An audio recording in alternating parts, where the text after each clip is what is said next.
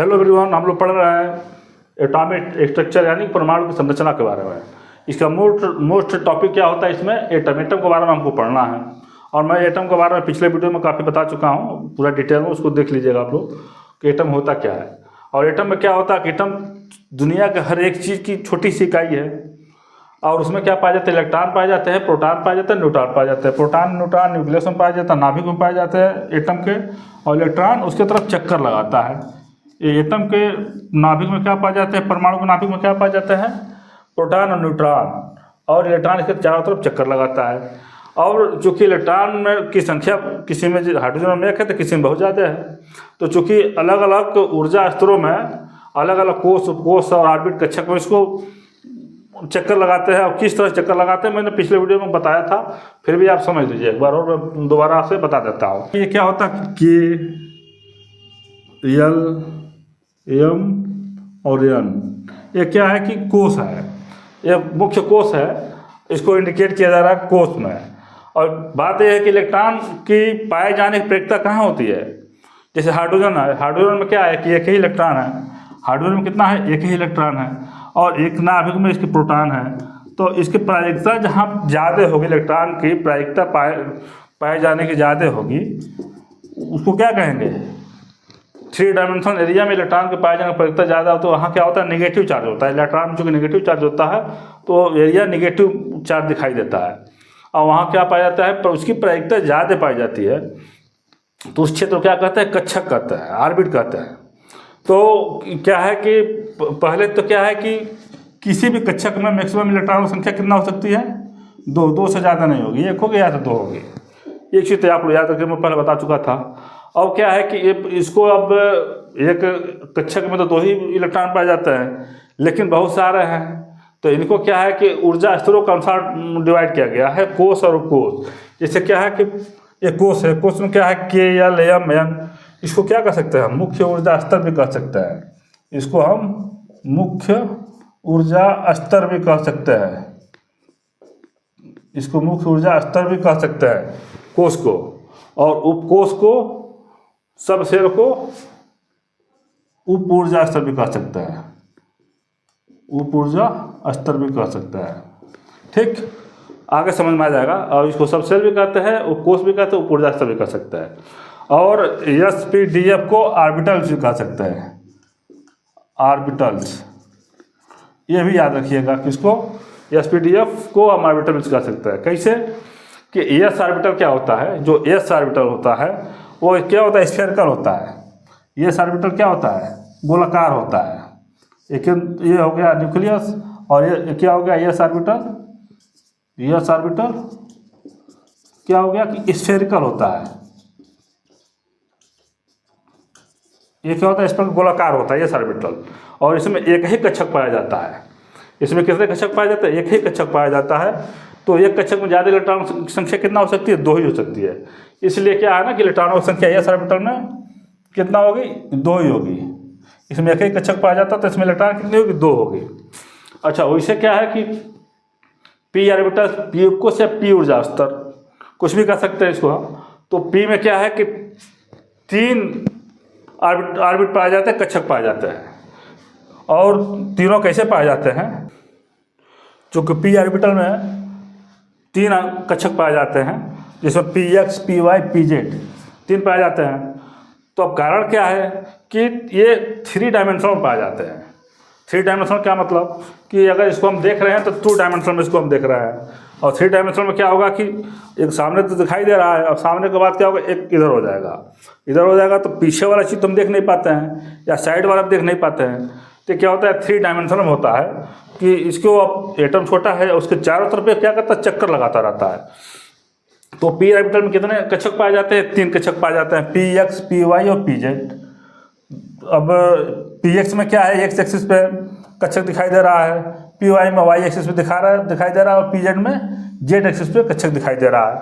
इसमें जो प्लस और माइनस का चिन्ह है, ये चूँकि इलेक्ट्रॉन पर नेगेटिव चार्ज होता है, ये दर्शा रहा है कि इलेक्ट्रॉन क्या करता है कि एक क्लॉकवाइज घूमता है इलेक्ट्रॉन नाभिक के चारों तरफ, तो दूसरा क्या होता है, एंटी क्लॉकवाइज घूमता है, नाभिक के चारों तरफ ये दोनों इलेक्ट्रॉन क्या होता है कि एक क्लॉकवाइज घूमता है, एक एंटी क्लॉकवाइज, इसका स्पिन दिखा रहा है, चक्रण दिखा रहा है।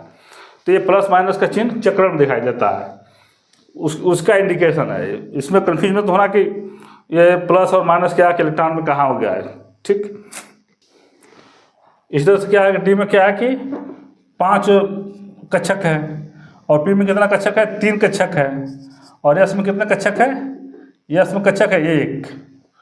तो इसमें चूंकि कितने इलेक्ट्रॉन पाए जाएंगे, 2 पाए जाएंगे, और चूंकि एक कक्षक में मैक्सिमम 2 इलेक्ट्रॉन हो सकती है, तो पी में 3 कक्षक है तो कितने इलेक्ट्रॉन पाए जाएंगे, 6। और डी में कितने कक्षक है, डी में कक्षक है 5, तो इसमें कितने इलेक्ट्रॉन पाए जाएंगे, 10। और एफ क्या है, एफ में 7 कक्षक पाए जाते हैं, तो इसमें कितने इलेक्ट्रॉन पाए जाएंगे, 14। अच्छा, डी ऑर्बिटल भी बता देते हैं ये कैसा होता है। अब क्या है कि डी ऑर्बिटल में 5 कक्षक होता है। क्या होता है, पहला होता है d x y, d y z, d z x, और d x square y square, d z square. चूँकि ये 3 डायमेंशनल में है, इसका शेप बोर्ड पर आसानी से नहीं बन सकता है, 3 डायमेंशनल में आसान नहीं है बनाना।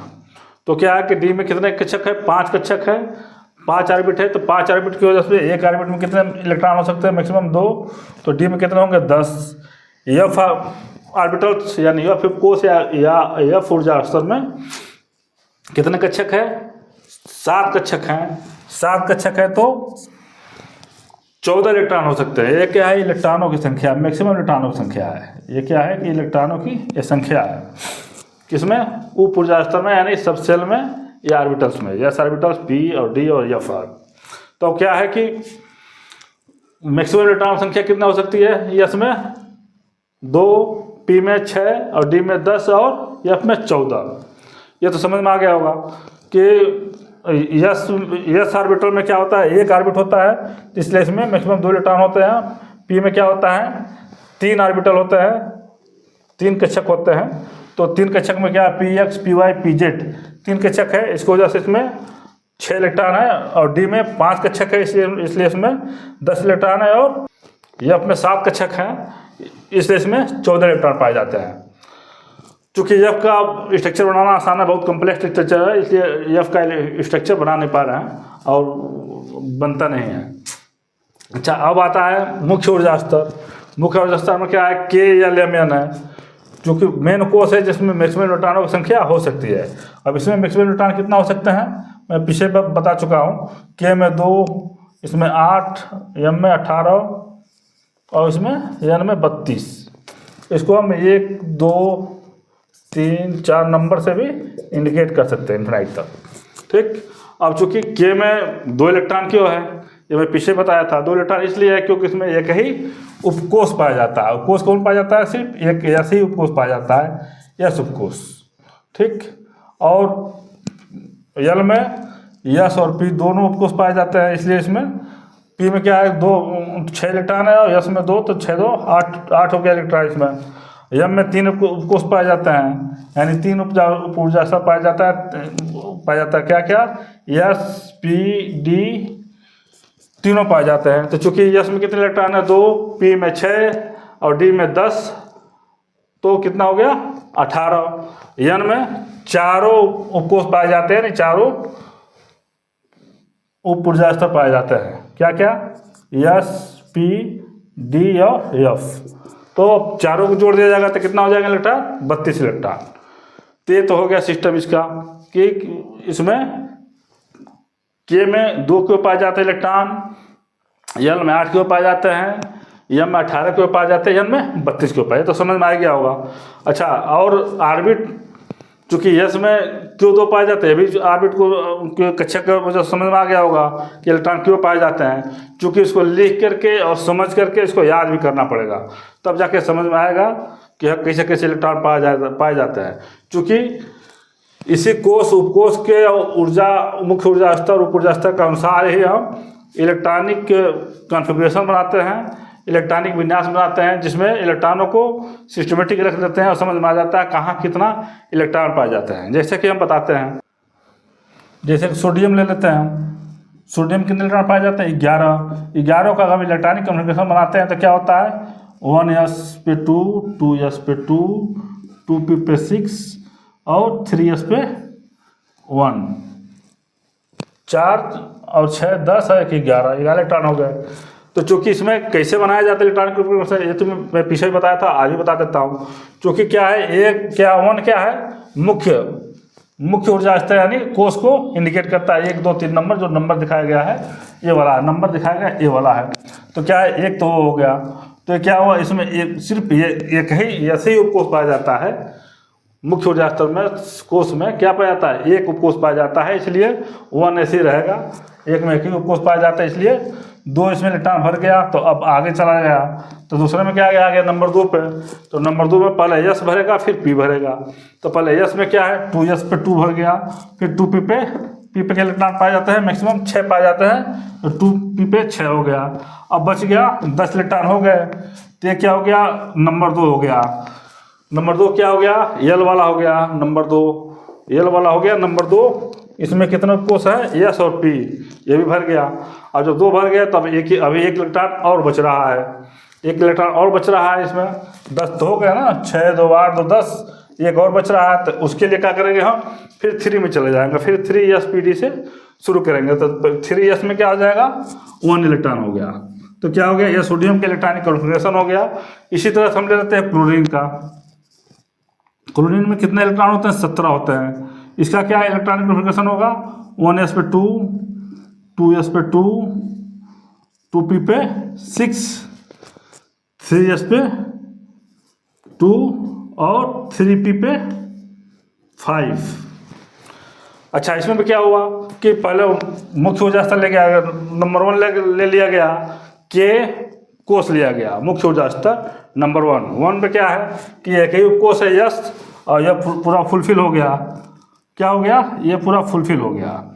के जो है, के कोष क्या है, फुलफिल हो गया। तो अब जो बचा फिर कहाँ जाएगा, दूसरे कोष में जाएगा, मुख्य ऊर्जा स्तर में जाएगा, एल में जाएगा। तो इसमें क्या है, 2 उपकोष है यस और पी। तो पहले क्या जाएगा, 2 यस में भर गया और फिर 2 पी में भर गया। ठीक, तो ये भी कंप्लीट हो गया, एल वाला भी कंप्लीट हो गया। अच्छा, 2 हमारा क्या हुआ, कोष कंप्लीट हो गया। और फिर भी इलेक्ट्रॉन बच रहा है क्लोरीन में। तो अब क्या, कहाँ जाएंगे हम, एम में जाएंगे, 3 नंबर में जाएंगे। तो अब एम में चले गए, 3 इसमें क्या भरेगा, पहले एस पी और डी से भरेगा लगातार। तो पहले एस में जाएगा इलेक्ट्रॉन, तो इलेक्ट्रॉन एस में भर गया। और उसके बाद से कितना बचा इलेक्ट्रॉन, 5 बच रहा है। 6 2 8 2 10 है, और 2 12 और 5 17, 5 इलेक्ट्रॉन बच रहा है। तो पी में सिर्फ 5 इलेक्ट्रॉन भरेगा और डी के लिए कुछ बचा ही नहीं। तो क्या हो गया, के एल और एम क्या हुआ, एम कोष हो गया। इस तरह से क्या आता है, इलेक्ट्रॉनिक कन्फिग्रेशन बनता है। अब इलेक्ट्रॉनिक कन्फिग्रेशन, इलेक्ट्रॉनिक विन्यास से क्या फ़ायदा है कि हमको ये पता चल गया है कि क्या है, कि ये क्या है, के है, ये है, एल है, यह एम है। इसमें क्या है, एक ही इलेक्ट्रॉन बाहरी कोष में है। बाहरी कोष में क्या है, एक ही इलेक्ट्रॉन है। कोई भी एटम अपनी स्टेबिलिटी के लिए इलेक्ट्रॉन ले दे सकता है, शेयर कर सकता है बॉन्डिंग बनाने के लिए, केमिकल रिएक्शन में भाग लेते हैं। तो चूंकि ये क्या करता है कि इसके लास्ट कोष में एक ही इलेक्ट्रॉन है, तो क्या करके एक इलेक्ट्रॉन ये दे सकता है। या तो फिर इसमें क्या है कि एक इलेक्ट्रॉन इसको अगर ये दे देता है, तो यार इसके बाहरी कक्षक में क्या हो जाएगा, 6 2 8 इलेक्ट्रॉन हो जाते हैं। और इसमें भी क्या हो जाएगा, अष्टक नियम को पालन करते हुए 6, और यहाँ क्या हो जाएगा, एक इलेक्ट्रॉन ये दे देगा तो 6 हो जाएगा, यहाँ 2 हो जाएगा, इसमें 6 2 8 भी पूरा हो जाएगा। तो क्या बन जाता है, ये NaCl, ये साल्ट बन जाता है। और ये इलेक्ट्रोवैलेंट बॉन्ड से बनता है, वैद्युत संयोजी बंध इसको कहते हैं। या एक इलेक्ट्रॉन देता है, दूसरा इलेक्ट्रॉन क्लोरीन इलेक्ट्रॉन क्या करता है, लेता है। तो इस तरह से क्या होता है, इसका चूँकि इलेक्ट्रॉनिक विनाश के बहुत सारे नियम है, और इससे क्या है कि अफबाउ नियम के अनुसार बनता है। ऊर्जा स्तर में आगे मैं बताऊँगा। लेकिन क्या है कि इससे होता है कि हम इसके इलेक्ट्रॉनिक विनाश की वजह से इलेक्ट्रॉनों को स्थिति पता चल जाता है कि यह कैसे रिएक्शन करेगा, कहाँ का रिएक्शन करेगा, कैसे रिएक्शन करेगा, और उसका बॉन्ड कैसा बन सकता है। ठीक है स्टूडेंट, तो फिर आगे बताते हैं हम क्वांटम नंबर, क्वांटम संख्याएं। जब एक टॉपिक आता है नोड क्या होता है, नोड वो होता है कि जिससे हाइड्रोजन एटम है, तो इसमें इसे नाभिक में क्या प्रोटॉन पाए जाते हैं, लेकिन जहाँ इलेक्ट्रॉन पाए जाते हैं वो एक क्या होता है कि 3 डायमेंशनल एरिया होता है, तो इलेक्ट्रॉन पाए जाते हैं। और लेकिन जहाँ इलेक्ट्रॉन नहीं पाए जाते हैं, जैसे मान लो कि इस बीच में इलेक्ट्रॉन नहीं पाए जा रहे हैं, तो इसको क्या कहेंगे, नोड कहेंगे।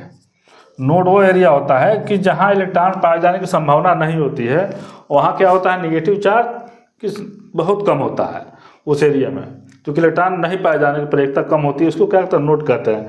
और जो इस पूरे क्षेत्र में इलेक्ट्रॉन पाए जाने की संभावना नहीं रहेगी, उसको क्या कहते हैं, नोडल प्लेन कहते हैं, उसको नोडल प्लेन कहते हैं, नोडल एरिया या नोडल क्षेत्र कहेंगे। ठीक। अच्छा, अब इसके बाद आता है क्वांटम संख्याएं। क्वांटम संख्याएं क्या होती है, क्वांटम संख्याएं होती है कि इलेक्ट्रॉन की ऊर्जा स्तर और उसकी पोजीशन को बताने के लिए क्वांटम संख्याओं का निर्माण हुआ। क्वांटम संख्याएं बनाए गए कि कोई भी इलेक्ट्रॉन किसी भी एटम में किस ऊर्जा स्तर में है और उसकी स्थिति क्या है एटम में उस इलेक्ट्रॉन की, और एक एक इलेक्ट्रॉन का इसमें वर्णन हो जाता है, कोई इलेक्ट्रॉन कहाँ रुका हुआ है और कहाँ पे चक्कर लगा रहा है, किस कक्षक में है, किस ऑर्बिट में है, किस कोष में है, किस उपकोष में है, ये पता चल जाता है। तो क्वांटम संख्याओं का निर्माण इसीलिए हुआ। इसमें मुख्य रूप से क्या होता है कि किसी भी इलेक्ट्रॉन को बताने के लिए मेन 3 ही क्वांटम संख्या होती है।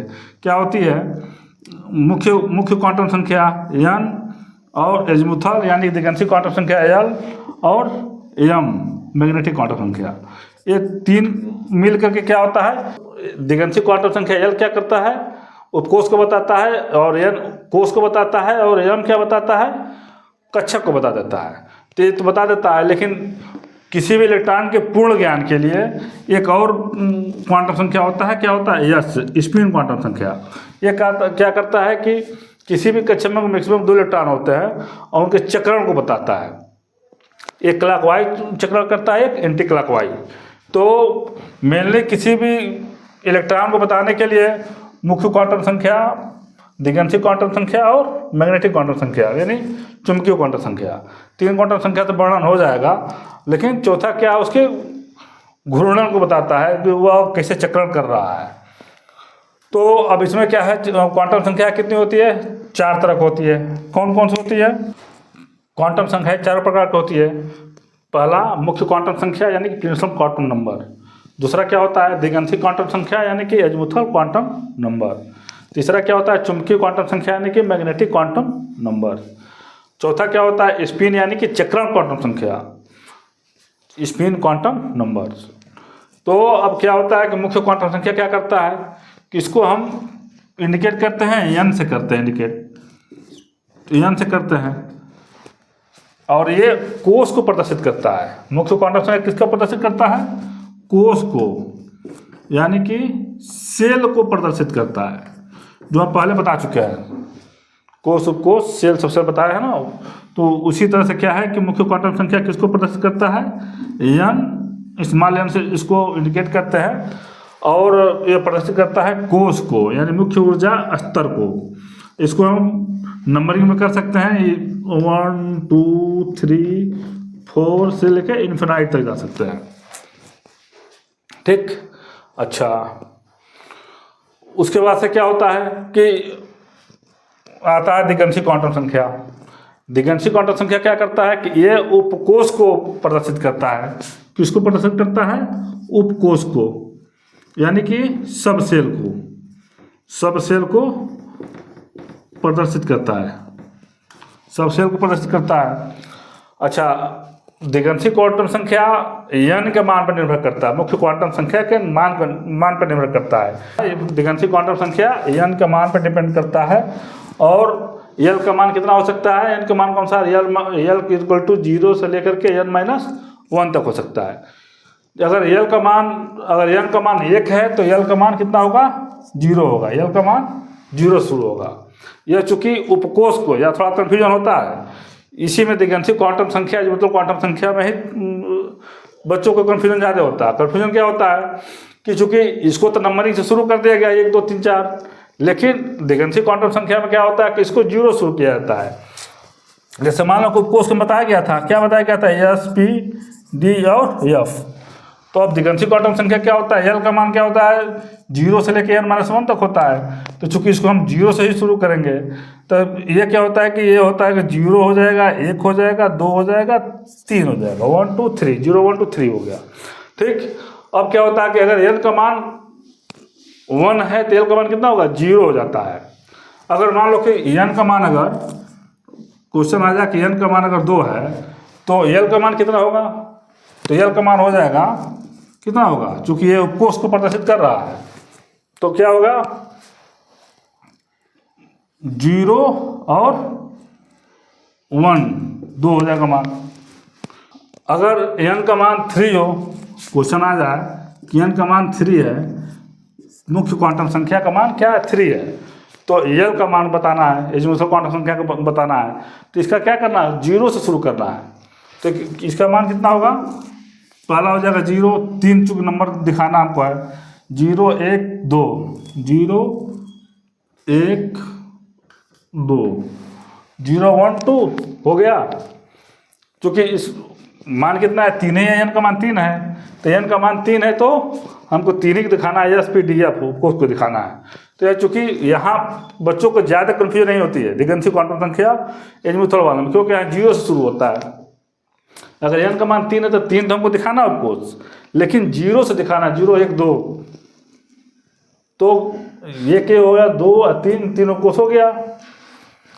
तो यहाँ बच्चों को ज़्यादा कन्फ्यूजन होती है। ठीक है बच्चों, अब अगले वीडियो में, नेक्स्ट वीडियो में अच्छे से बताएंगे, इसको डिटेल बताएंगे, लेकिन कॉपी पेन लेकर के इसको जो बताया उसको कम से कम याद ही कर लेना। याद कर लोगे तो अगले वीडियो में बढ़िया से बता देंगे, समझ में सब आ जाएगा, बहुत अच्छे समझ में आ जाएगा। और बिल्कुल कंसंट्रेट करना इस क्वांटम संख्या, दिगंशी क्वांटम संख्या पे। मैग्नेटिक क्वांटम संख्या में कुछ ज़्यादा है नहीं,